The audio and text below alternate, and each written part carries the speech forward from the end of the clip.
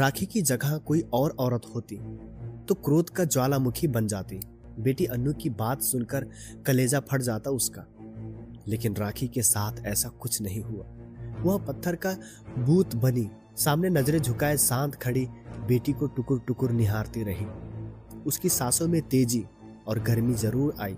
आंखें भी क्रोध से चहकी, लेकिन क्रोध होठों के रास्ते लावा बनकर निकलने के बजाय आंखों के रास्ते आंसू बनकर बहा। राखी और अन्नू के बीच सन्नाटा छाया था।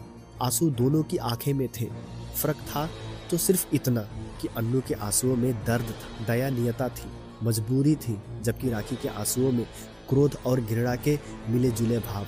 पल भर की चुप्पी के बाद खामोशी राखी ने ही तोड़ी। वह साड़ी के पल्लू से आंसू पोंछकर गहरी सांस लेते हुए गंभीर स्वर में बोली, तू तो मेरी सौतन बन गई। मुझे शक तो था, पर मैं यह सोचने की हिम्मत नहीं जुटा सकी कि ऐसा भी हो सकता है। माँ की बात सुनकर अन्नू खुद पर काबू नहीं रख सकी। आंसुओं के साथ उसका गला भी रूख गया। फक कर रोते हुए वह अंदर चारपाई पर जाकर लेट गई। राखी का सिर चकरा रहा था। पैरों पर खड़े रहना मुश्किल हो गया तो वह दीवार का सहारा लेकर वहीं बैठ गई। नरेश कुमार के लौटने तक घर में मार घाट सा सन्नाटा छाया रहा। नरेश कुमार रोज की तरह उस दिन भी घर लौटा तो दारू के नशे में था। आंखों में क्रोध की चिंगारी समेटे राखी थोड़ी देर उससे ऐसे ही देखती रही जैसे क्रोध की ज्वाला में भस्म कर देगी। लेकिन वह आग उगलती इससे पहले ही नरेश कुमार ने लड़खड़ाते स्वर में पूछा, ऐसा क्या देख रही हो? कभी पहले नहीं देखा क्या मुझे? देख तो सालों से रही हूँ, लेकिन मन में इंसानियत का भ्रम पाली थी। तुम्हारे अंदर का हैवान आज नजर आया है। दिल चाहता है या तो खुद मर जाऊं या तुम्हें मार डालूं।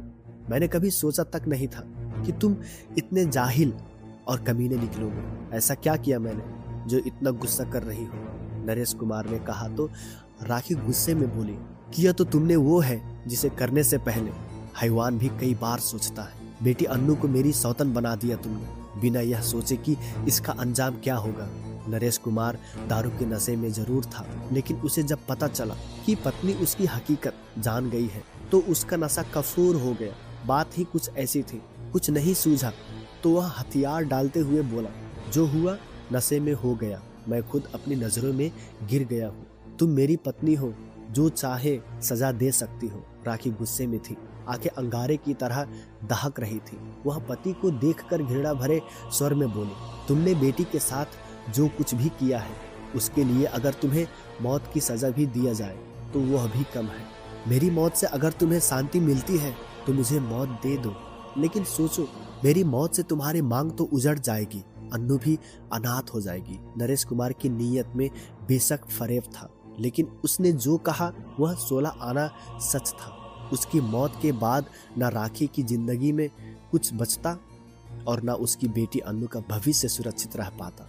पति की बात सुनकर राखी सोच में डूब गई।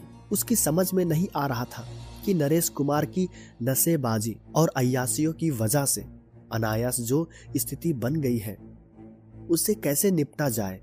काफी सोच विचार के बाद राखी ने पति नरेश कुमार को इस हिदायत के साथ माफ कर दिया कि वह अब बेटी अन्नू पर बुरी नजर नहीं डालेगा। उत्तर प्रदेश के कानपुर जनपद के डेरापुर थाना क्षेत्र में एक कस्बा है मुंगीसापुर। इसी कस्बे की मस्जिद वाली गली में नरेश कुमार अपने परिवार के साथ रहता था।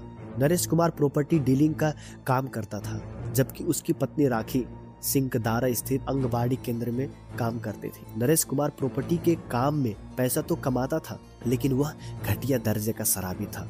शुरू में वह कम शराब पीता था, लेकिन जब से राखी ने आंगनबाड़ी में काम करना शुरू किया उसने परिवार की सारी आर्थिक जिम्मेदारियां राखी के सिर लाद दी और खुद रात दिन नशे में चूर रहने लगा। नरेश पत्नी से भी पैसा मांगता था।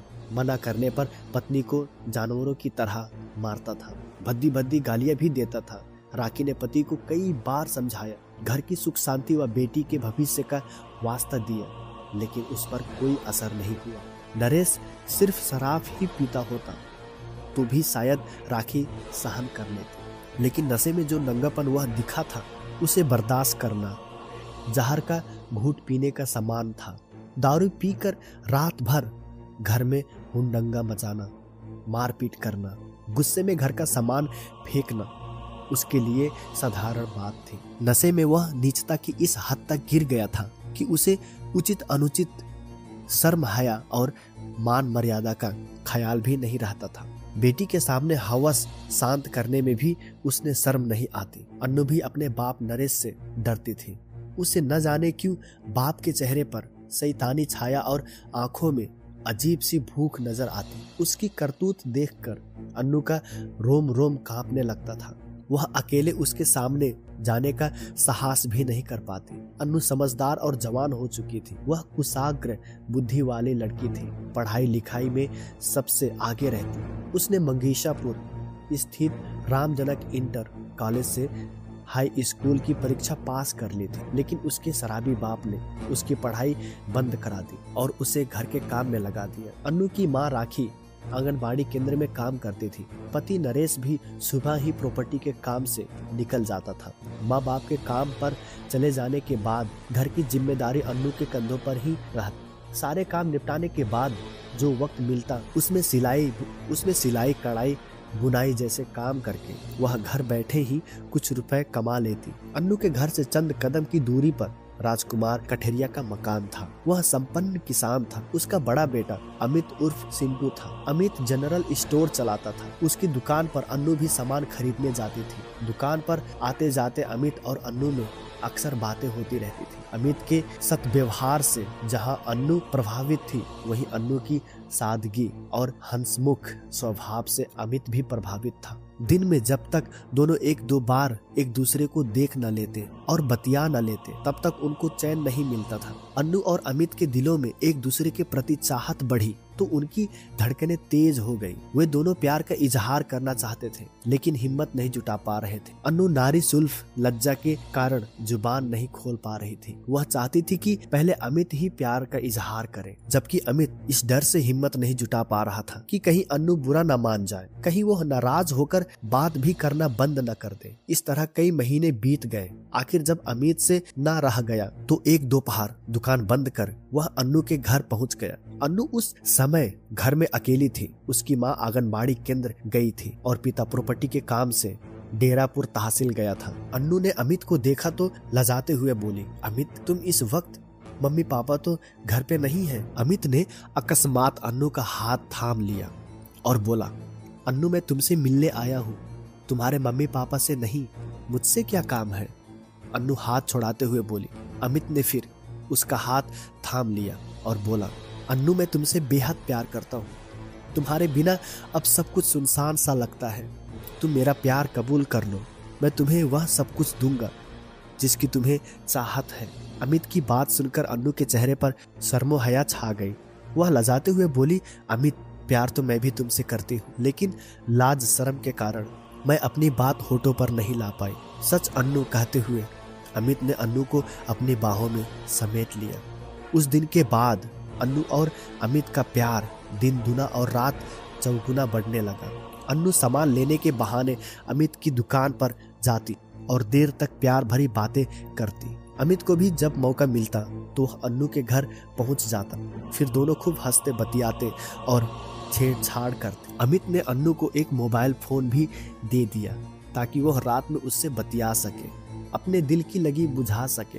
अमित और अन्नू का प्यार परवाना चढ़ा तो दोनों के बीच दूरियां कम होने लगी। वे शारीरिक सुख पाने के लिए ललायत रहने लगे।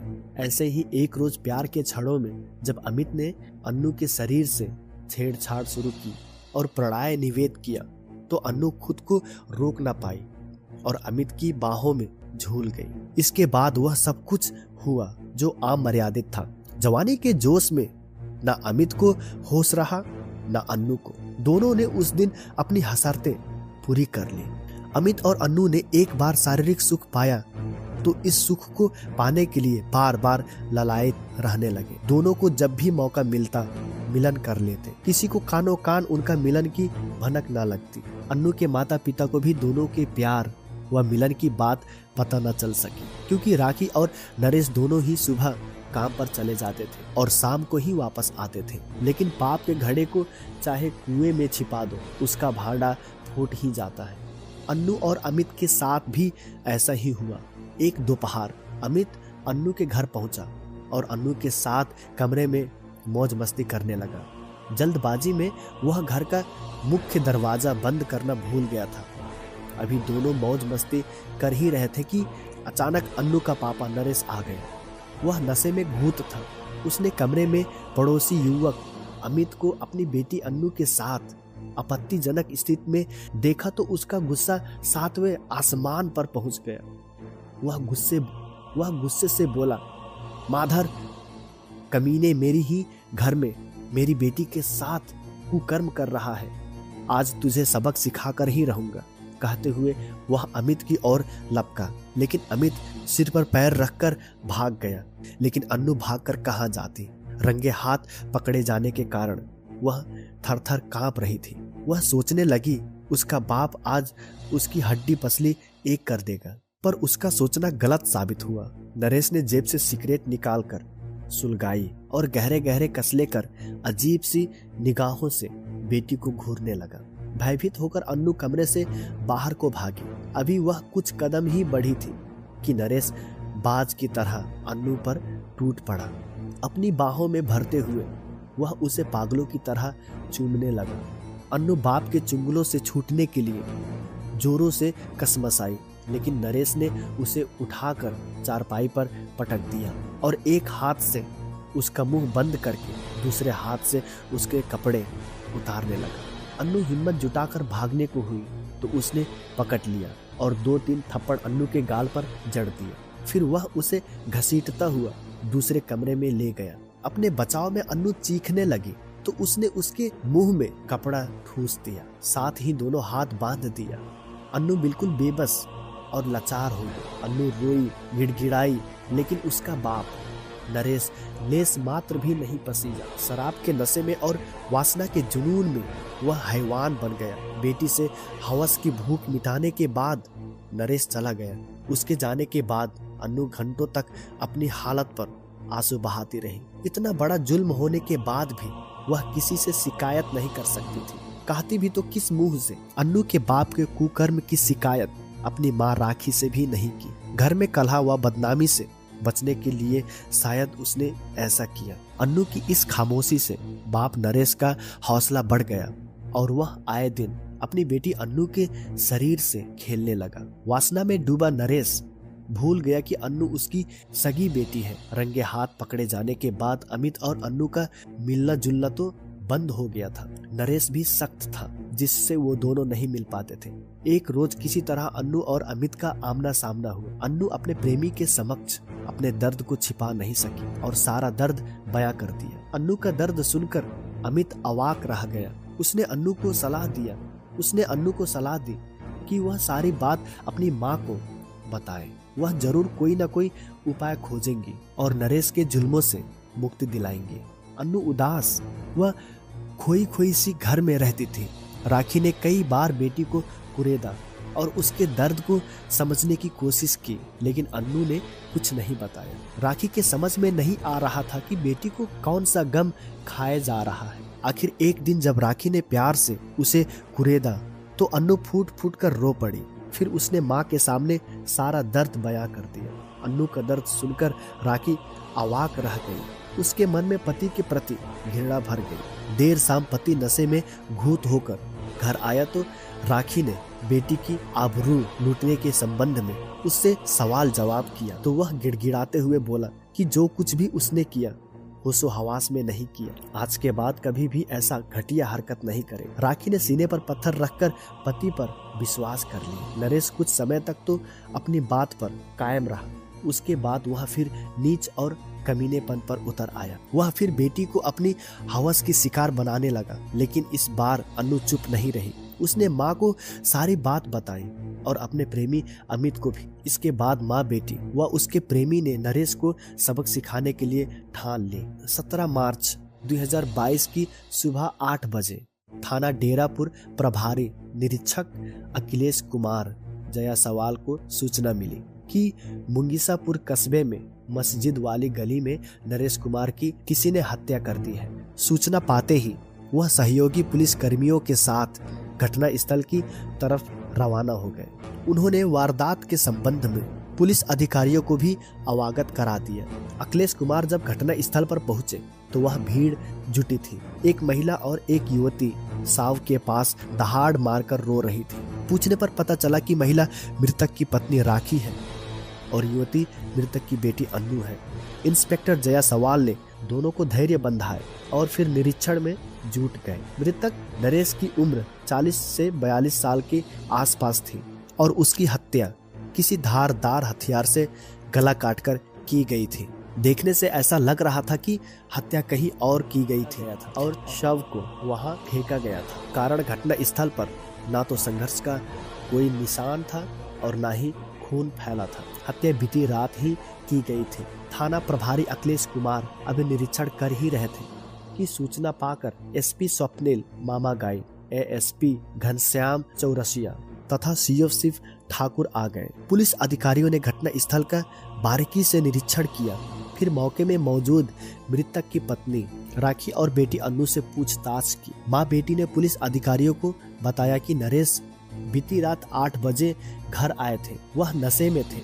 उन्होंने खाना भी नहीं खाया और गैलरी में पड़ी चारपाई पर लुढ़क गए। इसके बाद वे दोनों भी दरवाजा बंद करके कमरे में जाकर सो गए। सुबह उठी तो वह चारपाई पर नहीं थे और मुख्य दरवाजा खुला था। कुछ देर बाद पता चला कि उनकी किसी ने हत्या कर दी और साव घर के पिछवाड़े पड़ा है। तुम्हारे पति की हत्या किसी ने की? तुम्हें किसी पर शक है? सीओ शिव ठाकुर ने राखी से पूछा। साहब, वह प्रॉपर्टी का काम करते थे, शराब भी खूब पीते थे। उनके एक नहीं कई दुश्मन थे। उन्हीं में से किसी ने उनकी हत्या कर दी, लेकिन हम उनको जानते पहचानते नहीं। पूछताछ के बाद पुलिस अधिकारियों ने शव पोस्टमार्टम हेतु माटी भिजवा दिया। साथ ही थाना प्रभारी अखिलेश कुमार को आदेश दिया कि वह रिपोर्ट दर्ज कर जल्द से जल्द हत्या का पर्दाफाश करे। आदेश पाते ही थाना प्रभारी ने मृतक की पत्नी राखी की तहरीर पर अज्ञात हत्यारों के खिलाफ रिपोर्ट दर्ज करा ली और जांच शुरू की। उन्होंने सबसे पहले राखी और उसकी बेटी अन्नू से पूछताछ की तथा उनके मोबाइल फोन सुरक्षित कर ली। पड़ोसियों की पूछताछ से पता चला कि राखी और उसके पति के बीच किसी बात के लेकर तनाव रहता था और अक्सर दोनों में झगड़ा होता रहता था। माँ बेटी शक के दायरों में आई तो जांच अधिकारी अखिलेश कुमार ने राखी और अन्नू के मोबाइल फोन नंबर की कल डिटेल्स निकलवाई। दोनों के मोबाइल फोन में एक नंबर कॉमन था जिस पर घटना वाली रात 9 बजे बात की गई थी। इस नंबर की जांच की गई तो पता चला कि यह नंबर राखी के पड़ोसी युवक अमित कठेरिया का है। 21 मार्च 2022 की रात 10 बजे पुलिस ने अमित कठेरिया को उसके घर से उठा लिया। थाने लाकर जब उससे सख्ती से पूछताछ की गई तो अमित टूट गया। उसने बताया कि नरेश की हत्या में उसकी पत्नी राखी और बेटी अन्नू भी शामिल थी। चलते ही पुलिस ने राखी और अन्नू को भी गिरफ्तार कर लिया। थाने में उन दोनों भी नरेश की हत्या का जुर्म कबूल कर लिया। 16 मार्च 2022 की रात 8 बजे वह नशे की हालत में आया। आते ही वह उस पर हावी हो गया। माँ ने उसे किसी तरह बचाया। उसके बाद माँ ने फोन कर अमित को बुला लिया। उसने भी अमित से बात की थी। रात 10 बजे जब बाप नरेश गहरी नींद में सो गया था, राखी, शिवांगी और अमित ने मिलकर उसे फावड़े से हमला कर मौत के घाट उतार दिए और उसके लाश को घर के पीछे कूड़ा डालने वाली जगह पर फेंक दिया। राखी, अन्नू तथा उसके प्रेमी अमित ने हत्या का जुर्म कबूल कर लिया। अंततः थाना प्रभारी अखिलेश कुमार ने बांधवी की धारा 302 और 201 के तहत राखी, अन्नू और अमित को नामजद कर दिया तथा उन्हें विधिसम्मत गिरफ्तार कर लिया। 22 मार्च 2022 को पुलिस ने आरोपी राखी, अन्नू तथा अमित कठेरिया को कानपुर की मादी कोर्ट में पेश किया, जहां से उन्हें जेल भेज दिया गया।